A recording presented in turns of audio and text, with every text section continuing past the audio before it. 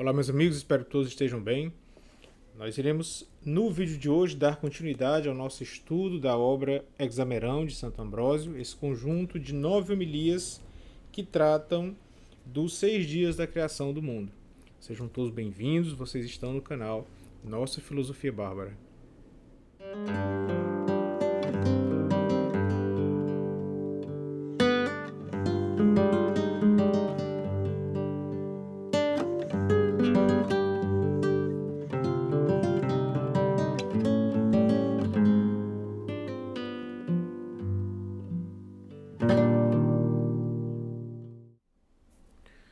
Olá, meus amigos, mais uma vez sejam todos bem-vindos. Como eu havia explicado no último vídeo, eu tentei lançar este vídeo aqui ainda semana passada para compensar um pouco esse atraso aí nos vídeos e tudo, mas acabei não conseguindo. Então vou lançar aqui no começo da semana e até o fim da semana eu gostaria de lançar o último vídeo dessa série sobre o Hexamerão de Santo Ambrósio, e aí nós finalizamos a análise desta obra. E assim finalizamos também o estudo de todas essas obras do Santo Ambrósio que se encontram na patrística, tá bom? Nós temos então todos aqueles trabalhos que analisamos anteriormente, fizemos um vídeo para cada um deles, e estamos fazendo aqui o segundo vídeo dessa obra, Hexamerão, e finalizaremos no fim da semana com mais um terceiro vídeo, cobrindo assim essas 9 homilias que se encontram aqui nesta obra, que tratam evidentemente dos 6 dias da criação. Hoje nós iremos falar sobre o terceiro, o quarto e o quinto dia da criação, deixando aí então para o nosso vídeo final o último dia da criação, tá bom? E, evidentemente é o mais importante, né? Bom, eu fiz aqui, como sempre, algumas anotações a respeito das minhas impressões sobre o que eu li no livro, né? E deixo aqui sempre a mesma informação. Nós estamos aqui fazendo um trabalho em conjunto, de certa forma. Nós estamos aqui fazendo um estudo em conjunto, de modo que o que eu vou apresentar aqui para vocês, e que evidentemente não é nada de espetacular, mas são apenas as minhas impressões, são as coisas que me chamaram a atenção, é aquilo que eu achei curioso aqui durante a minha leitura, e evidentemente os comentários ficam aí abertos para que vocês exponham também suas impressões diante da leitura de vocês, que tragam talvez a nossa atenção para outros pontos até mais relevantes e que na minha leitura passaram aqui despercebido, e possamos assim, no fim das contas, trocar muitas ideias sobre o texto, né? Bom, gostaria então de começar aqui pelo terceiro dia.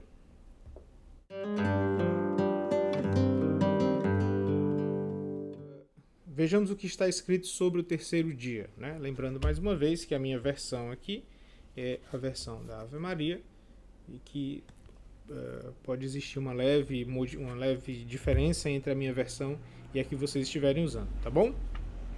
Bom, então vamos lá. Deus disse que as águas que estão debaixo do céu se juntem no mesmo lugar e apareça um elemento árido. E assim se fez.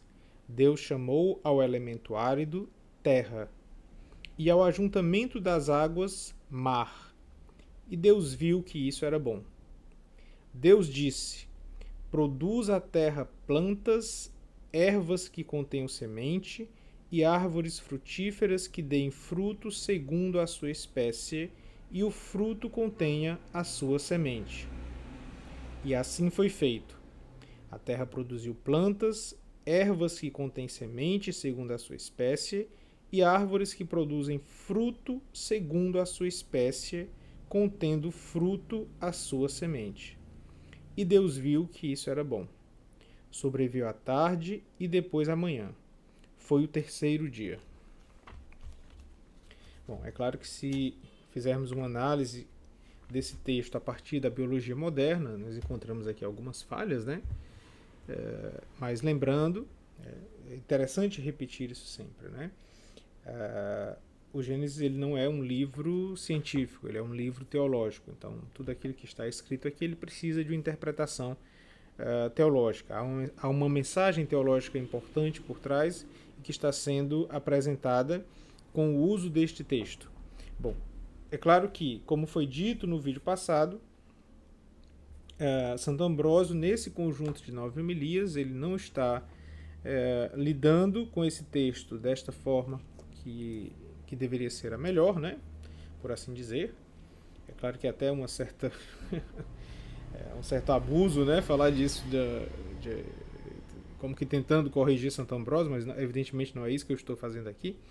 Eu estou apenas demonstrando que, normalmente, quando os santos padres vão falar do Gênesis, eles sempre fazem questão de demonstrar esse texto no sentido de que há uma interpretação teológica profunda por trás e que ele não é, evidentemente, uma explicação do surgimento do mundo, né?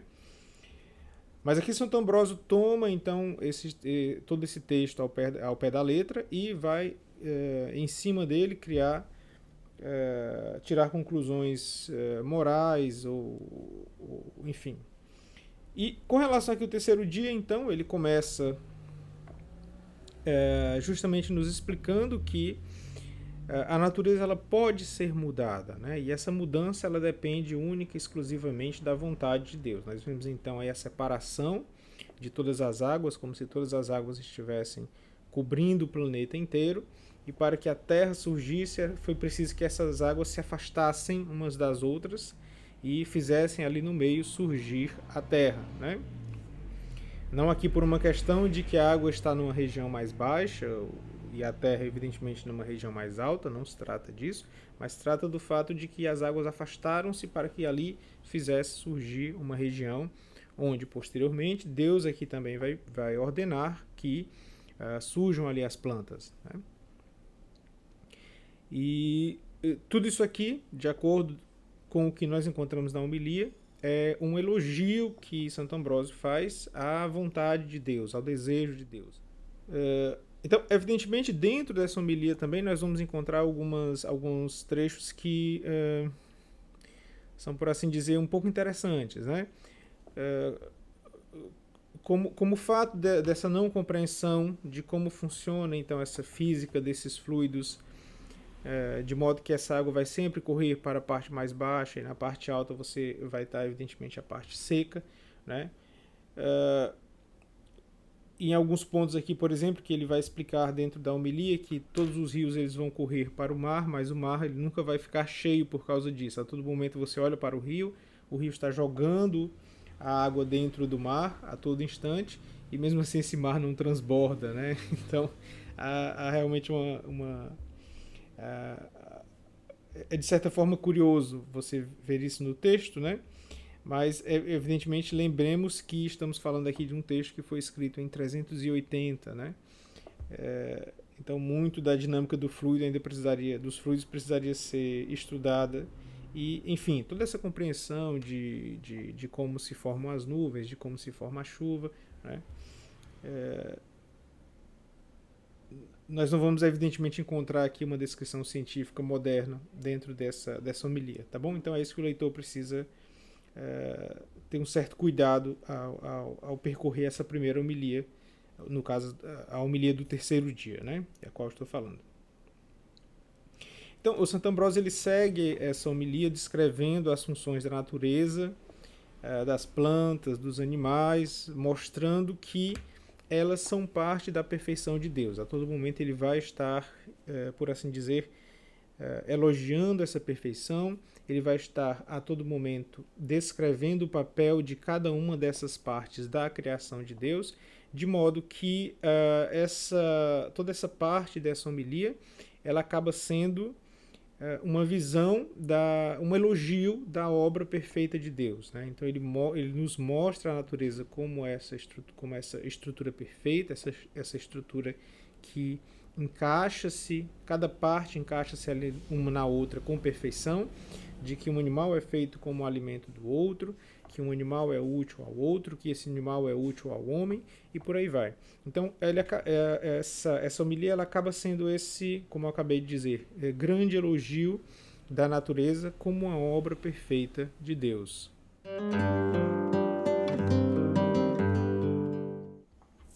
Bom, para iniciarmos aqui a nossa discussão sobre o quarto dia, precisamos vir ao Gênesis 1, do versículo 14 ao 19. Diz o seguinte: Deus disse: Façam-se luzeiros no firmamento do céu para separar o dia da noite, que sirvam eles de sinais e marquem o tempo, os dias e os anos, e resplandeçam no firmamento do céu para iluminar a terra. E assim se fez. Deus fez os 2 grandes luzeiros, o maior para presidir o dia e o menor para presidir a noite, e fez também as estrelas. Deus colocou-os no firmamento do céu para que iluminassem a terra, presidissem o dia e a noite e separassem a luz das trevas. E Deus viu que isso era bom. Sobreveio a tarde e depois a manhã. Foi o quarto dia. Bom, aqui, evidentemente, com base no próprio texto do Gênesis, temos o Sol, temos a Lua, como há de se estender essa ideia para os demais astros, como criaturas de Deus. Então, como criaturas de Deus, eles não devem ser adorados como Deus. Inicia-se, então, esta homilia a partir justamente da crítica dessa ideia. Nós temos, evidentemente, o conhecimento de diversas culturas, por exemplo, que adoravam o Sol como Deus. Santo Ambrósio as conhecia muito bem, né? E justamente a abertura desta homilia é sobre essa diferença, né? A diferença daquilo que é criatura, daquilo que é Deus. Ele vai então explicar que não devemos adorar os astros como deuses, e aproveita o ensejo então para criticar a crença nos signos do zodíaco, né? Nós observamos até pela leitura do texto que mesmo nesse período aqui, lembremos, estamos aqui entre 380 e 390, então mesmo aqui, essa crença nos signos parece ser tão presente quanto hoje, né? É muito comum aquela mistura cômica do católico que acredita no horóscopo, né? Que ele, de manhã, talvez antes mesmo de lembrar de rezar, ele vai dar uma olhada no horóscopo e ver como é que está o dia dele, né? E Santo Ambrósio evidentemente ridiculariza tudo isso, ridiculariza essas crenças, e ele vai então fazer uma exposição de um conjunto de crenças bobas envolvidas justamente nessa crença dos signos do zodíaco. E que, curiosamente, né, ainda hoje, por mais bobo que aquilo possa parecer, ainda hoje nós temos isso muito presente na nossa cultura e, infelizmente, muito presente ainda na vida de muitos católicos, né, que aparentemente não conseguem perceber a discrepância nas crenças,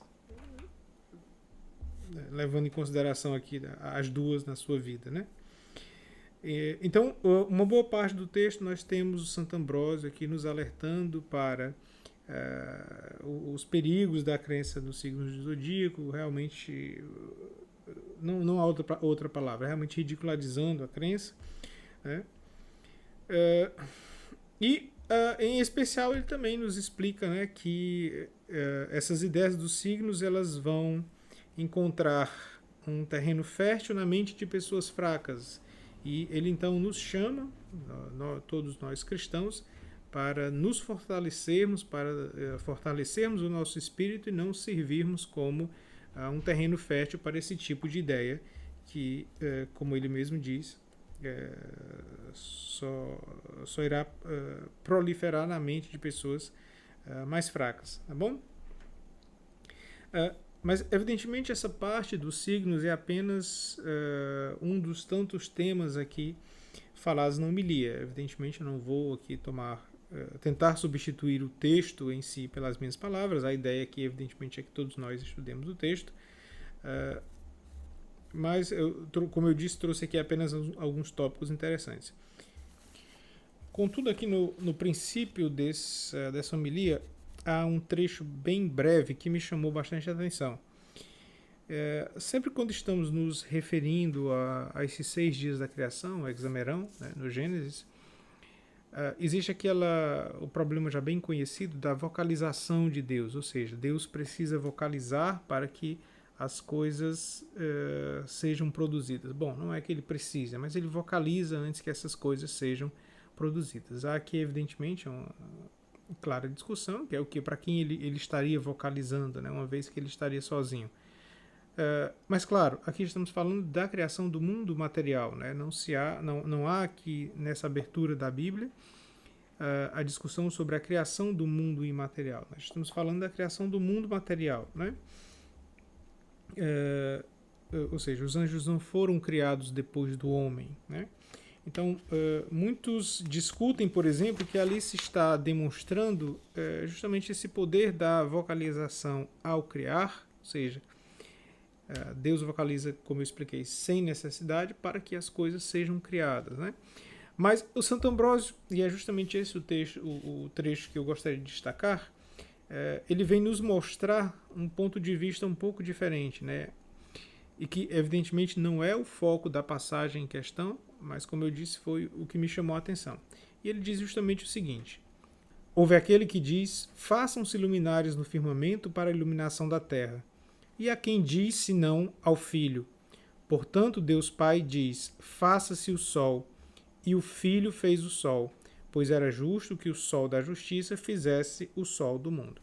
Então, nós podemos perceber aqui rapidamente nesse trecho que o que nós temos é isso, né? O Deus Pai dando ordem ao Deus Filho para que este, enfim, realizasse a obra da criação. Né? Um ponto de vista que realmente eu nunca tinha visto. Tá bom? E achei interessante trazer aqui para vocês.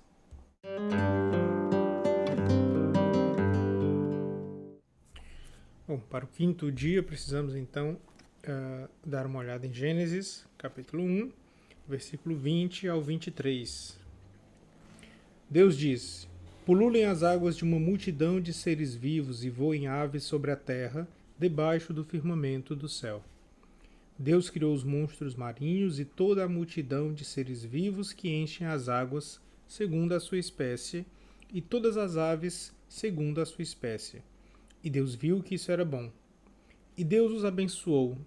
Frutificai, disse ele, e multiplicai-vos, e enchei as águas do mar, e que as aves se multipliquem sobre a terra. Sobreveio a tarde e depois a manhã. Foi o quinto dia. Bom, aquele texto inicial que vem no início desse volume, que eu destaquei no vídeo passado, ele já nos traz um bom resumo das principais ideias que nós iremos encontrar aqui nesta homilia. Cada espécie de peixe tem seus próprios costumes, que devem ser imitados ou evitados pelo homem, a depender de ser um costume bom ou ruim. Nós, homens, vamos ser comparados então a um peixe, né? O homem é um peixe e o mar é um evangelho. Como um peixe, o homem deve saltar sobre as ondas do mar, isto é, sobre as seduções do mundo. No mar também nasceram as aves. Aves e peixes são parentes, porque o voo das aves corta os ares, assim como o nado dos peixes corta as águas. As aves também nos ensinam costumes que devemos imitar: piedade filial, castidade, arrependimento, temor de Deus. Né? Bom, a terra foi a primeira a receber a vida, é isso que nós encontramos nas leituras dos versículos anteriores. Né? Mas ela não foi preenchida por aqueles que possuem uma alma vivente, ou seja, nós tínhamos apenas as plantas. A terra vivificou primeiro. A terra vivificou primeiro, mas apenas criaturas que não tinham alma vivente. A água foi dada a ordem de produzir criaturas que apresentassem o vigor e a dignidade de uma alma vivente e recebessem o sentimento de zelar pela vida e fugir da morte. Bom, às vezes durante as homilias nós temos a impressão que Santo Ambrósio está, como eu acabei de dizer, quase que ministrando uma aula para a população, né? Ele explica a biologia básica, a biologia das espécies, formas de reprodução, curiosidades sobre os animais, ao mesmo tempo em que ele critica o homem que força acasalamentos que não ocorreriam naturalmente na natureza. Ele vai nos explicar sobre a biologia do corpo, sobre o funcionamento de cada uma das partes. Mas é preciso que o leitor compreenda aqui que o que ele está defendendo no fim das contas, ou seja, o que ele está realmente querendo nos mostrar, é essa perfeição da obra de Deus, né? É essa ideia que fica por trás, então, de toda essa longa apresentação que ele vai nos fazer nessa homilia. Realmente ele vai falar de diversas espécies, vai falar do hábito de uma, de outra. E por mais que o texto pareça um pouco cansativo, é isso que ele está querendo falar no fim das contas, né? Ele está nos apresentando essa natureza, essa obra perfeita de Deus e mostrando que nós devemos olhar para essa natureza para aprendermos aquela que deve ser a vontade de Deus para o homem. É isso que a todo momento ele está tentando nos mostrar. Ele apresenta aqui uma espécie, mostra o que há de bom nessa espécie e nos fala, olha, é isso que nós precisamos copiar aqui. Tá? Bom, o que nós temos aqui são são duas homilias, né? São separadas por uma breve pausa, como é bem indicado na nota de rodapé do texto. E em resumo foi aquilo que eu expliquei, né? Santo Ambrósio vai nos apresentando cada animal, vai citando cada animal, e tirando dali exemplos do que devemos imitar, do que devemos evitar, criando então aí uma estrutura moral que ele então nos passa nessa homilia, né? Mostrando, como citei anteriormente, que a natureza ela é mestra, né? A natureza, por ser obra perfeita de Deus, ela é um livro aberto diante do qual nós devemos estudar, é um livro que devemos analisar com cuidado, com afinco, e dele tirar aquilo que Deus tem para nos ensinar, né? E nisso Santo Ambrósio vai desde costumes e normas morais até a vida em sociedade. Realmente ele abrange diversos assuntos, pegando ali na vida desses animais aquilo que ele acredita que seja a mensagem de Deus para o homem, e vai então nos instruindo, nos ensinando a partir daí, né? É claro, aqui Santo Ambrósio ele demonstra, é preciso notar isso também, um abrangente conhecimento, né, de espécies, de diferentes regiões, de hábitos dessas espécies. E isso por si só é impressionante, porque lembremos que estamos falando aqui de uma homilia em que ele vai citar tudo aquilo que nós lemos nesse texto de cabeça, né? Então, recomendo o leitor que quando estiver lendo essa quinta homilia, e que aquele monte de informações lhe pareça um pouco tedioso, lembre-se de que ele fez aquilo de cabeça, né, de memória. Então realmente é uma quantidade de informação muito grande que ele trazia ali para dentro de uma homilia, e que só aquela quantidade de exemplos que ele nos apresenta realmente é elogiável, né?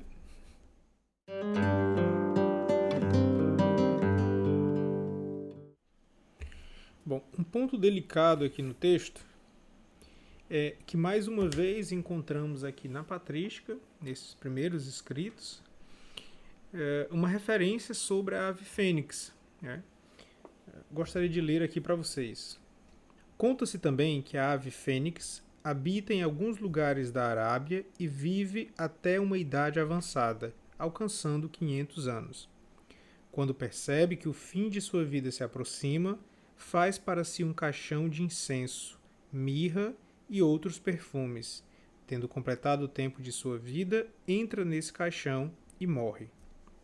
Do vapor de sua carne surge um verme, que cresce pouco a pouco e, num determinado período de tempo, veste os remos das asas e recupera a aparência e a forma da ave no céu.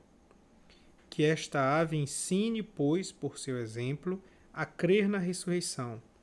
Ela que, sem o exemplo e sem o entendimento da razão, instaura em si mesma os sinais próprios da ressurreição. E certamente as aves é que existem por causa do homem, não o homem por causa da ave. Sirva, pois, de exemplo para nós o fato de que o autor e criador das aves não suporta que seus santos morram para sempre. Ele que não suportou que uma única ave morresse e quis propagar que ela ressurge de sua própria semente. Bom, alguns estudantes de teologia que acompanham aqui o nosso trabalho, e eu vejo aqui um tema interessantíssimo para um artigo, né? A presença dessa ave nos textos patrísticos, ela é marcante e, em especial neste texto aqui, né? Porque, em geral, ela traz sempre consigo essa ideia de que é surpreendente que as pessoas não possam acreditar na ressurreição, já que nós temos o exemplo de uma ave que ela ressurge, né?